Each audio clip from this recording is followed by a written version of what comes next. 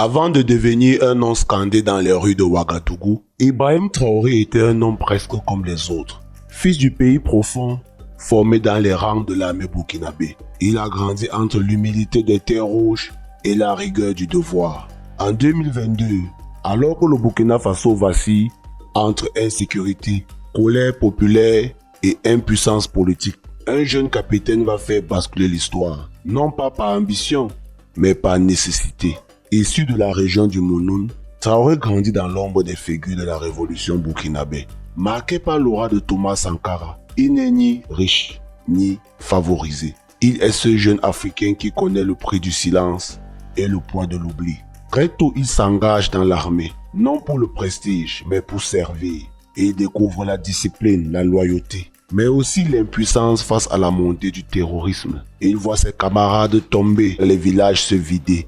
Il entend les cris du peuple et le silence des gouvernants. Ça doit changer. Quelqu'un doit se lever. Quelqu'un doit prendre ses responsabilités.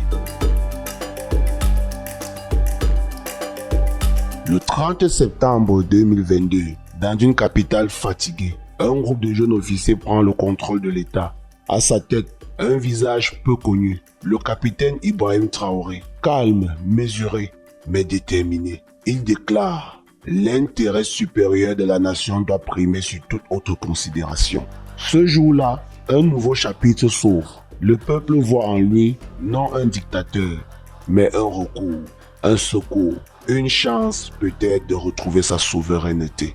Le capitaine Ibrahim Traoré n'a pas demandé à devenir un héros, mais dans l'urgence d'une nation à genoux, il a accepté d'emporter le poids. Soldat du peuple, il est désormais le dépositaire d'un rêve ancien, celui d'un Burkina debout, digne et maître de lui-même, tel le Burkina Faso. Aujourd'hui, nous célébrons Ibrahim Traoré. Il parle peu, mais chaque mot résonne comme un coup de tonnerre. Pour Ibrahim Traoré, la souveraineté ne se négocie pas, elle se prend. Depuis son arrivée au pouvoir, il trace une ligne claire, le Burkina Faso aux Burkinabés, l'Afrique aux Africains. Dans ses premières allocutions, le capitaine Traoré pose les bases. Il faut reconstruire un État fort, un peuple uni et surtout une liberté réelle. Il dénonce les accords déséquilibrés, les influences étrangères, les ONG qui dictent sans écouter. Il déclare: nous ne sommes pas contre les partenaires, mais nous serons désormais partenaires égaux. Ce ton, direct et sans compromis, rappelle une voix qu'on croyait oubliée,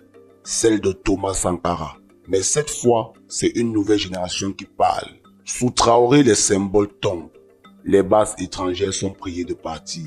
Les relations diplomatiques redessinées. Les choix militaires reconfigurés. Ce n'est pas un repli, c'est un réveil. Un cri lancé à toute l'Afrique de l'Ouest. Nous pouvons décider pour nous-mêmes. Et ce cri est entendu.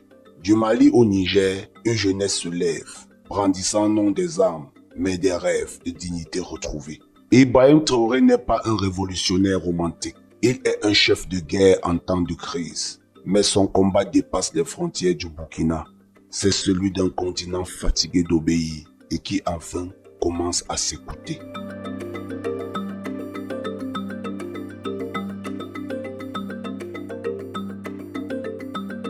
Gouverner, c'est difficile. Gouverner un pays attaqué de toutes parts, c'est une guerre en soi. Depuis qu'il a pris le pouvoir, Ibrahim Traoré marche entre les bombes, les pressions diplomatiques et l'impatience d'un peuple qui veut des résultats. Et pourtant, dans ce chaos, il garde le cap. La guerre contre les groupes armés continue. Mais cette guerre, Traoré la mène différemment. Il veut redonner à l'armée ses moyens, mais surtout sa fierté. Il veut impliquer la population, créer les brigades locales, former les jeunes. Il parle de réarmer les consciences, pas seulement les soldats. Car il le sait, aucune victoire ne sera possible sans une nation réconciliée avec elle-même. Mais l'ennemi n'est pas que dans les forêts. Il est aussi dans les institutions corrompues, les esprits résignés, les illusions importées. Traoré veut une rupture, mais il veut aussi une reconstruction, une révolution morale. Il avance lentement, avec prudence, car il sait que les révolutions trop rapides s'effondrent. Pourtant, malgré les critiques, malgré les menaces, il reste debout. Non pas par orgueil, mais parce qu'il a promis de ne pas trahir l'espérance.